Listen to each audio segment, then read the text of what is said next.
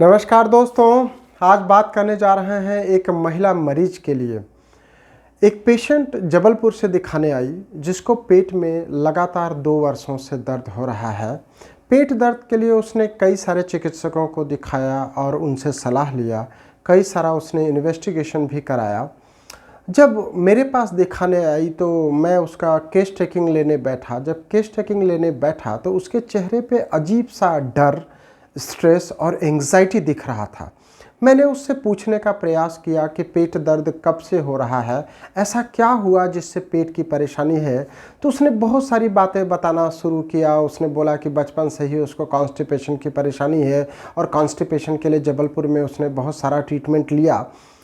ऐसा करके वो बार बार बताती रही कि उसको पेट से रिलेटेड प्रॉब्लम है, लेकिन जो एक्चुअल प्रॉब्लम है वो उसने नहीं बताया।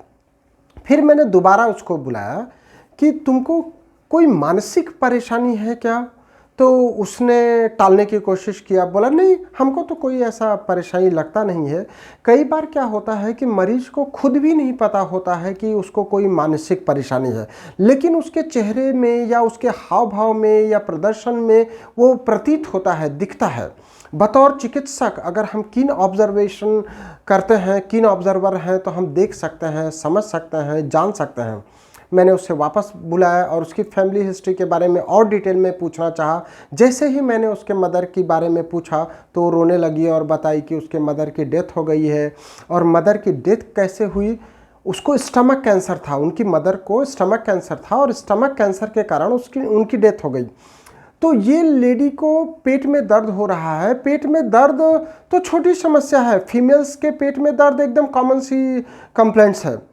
मेरे पास तो जब मेल पेशेंट आता है और वो बोलता है कि पेट में दर्द हो रहा है, तो मैं उसको बोलता हूँ कि आप क्या महिला हैं?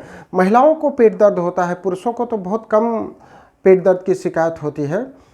तो उसने बताया कि उनके मदर की डेथ पेट के कैंसर के कारण हुआ, स्टमक कैंसर के कारण हुआ, इसलिए उसको पेट में दर्द होता है। तो उसको स्ट्रेस हो जाता है, टेंशन हो जाता है और नींद नहीं आती है। और उसको लगता है कि कहीं उसके पेट का ये दर्द कैंसर में तो नहीं परिवर्तित हो जाएगी। और अगर मैं उसकी उम्र की बात करूं तो मात्र 29 साल की है वो, और स्ट्रेस इतना ज़्यादा है, घर में सबसे बड़ी है, उसको परिवार का लालन पालन करना है, अभी तक शादी नहीं हुई है। परिवार के पालन में कई बार परिवार की जिम्मेदारी बढ़ जाती है, और जिसकी मदर एक्सपायर हो जाएगी और बड़ी बेटी होगी तो उस बड़ी बेटी के ऊपर मानसिक जो है स्ट्रेस, बहुत ज़्यादा तनाव बढ़ जाता है। उस तनाव का इफ़ेक्ट उनके शरीर पर दिखने लगता है। तो मैं ऐसे सभी परिवारजनों को निवेदन करूंगा, मैं कोई कहानी कहने वाला नहीं हूं, मैं कोई लेखक नहीं हूं, मैं कोई कवि नहीं हूं। मैं तो आपसे उन्हीं मरीजों की बात करता हूं जो हमारे पास डेली आते हैं और जो अपनी बात बताते हैं।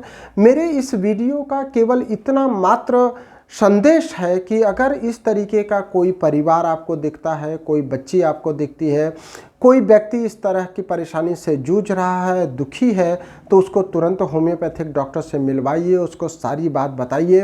होम्योपैथी चिकित्सा लक्षण बेस्ड होती है। इन्वेस्टिगेशन का भी बहुत महत्व है।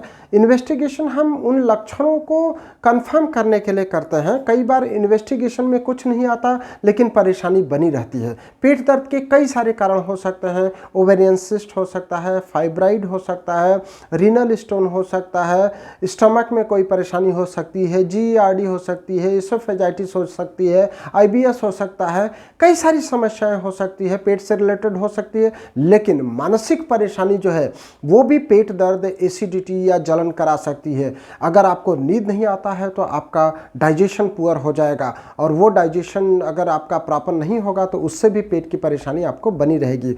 तो आप खाने में प्रॉपर डाइट लीजिए, फाइबर्स लीजिए, जिससे आपका पेट अच्छा रहे। पानी की मात्रा में कमी नहीं आने देना चाहिए ताकि आपका डाइजेशन प्रॉपर हो। आप हो सके तो पपीता का सेवन करें, हो सके तो अंकुरित अनाज का सेवन करें, और तेल मसाला या जो फास्ट फूड है उससे बचने की कोशिश करें। और होम्योपैथी में बहुत अच्छी दवाइयां हैं। अगर मैं होम्योपैथिक मेडिसिन की बात करूं तो नक्स वोमिका जो है वो पेट के लिए बहुत अच्छी दवाई मानी जाती है। वो माइंड पे भी अच्छा काम करती है, नींद पर भी अच्छा काम करती है। इसी के साथ साथ अन्य अनेक दवाइयाँ हैं जो कॉन्स्टिपेशन पे काम करते हैं, चाहे मैं एलुमिना की बात करूं, सीपिया की बात करूं, सिलिशिया की बात करूं, नेट्रमिर की बात करूं। जिस तरीके का लक्षण आपको प्रतीत हो रहा है, होम्योपैथिक चिकित्सक से संपर्क करिए। होम्योपैथिक चिकित्सक को डिसाइड करने दीजिए। आप खुद ही होम्योपैथिक दवाइयों का चयन मत करिए, खुद ही होम्योपैथिक डोजेज मत लीजिए। उससे आप ठीक नहीं होंगे और आपका विश्वास कहीं ना कहीं कम होता चला जाएगा। तो होम्योपैथिक चिकित्सक पे विश्वास करिए, उसको अपनी सारी बातें बताइए। अगर होम्योपैथी चिकित्सक ने बहुत अच्छा केस टेकिंग किया है तो मरीज काफ़ी स्वस्थ हो जाता है। केवल वो अपनी बात बताने से ही, अपना दुख बांटने से ही वो काफ़ी ठीक हो जाता है।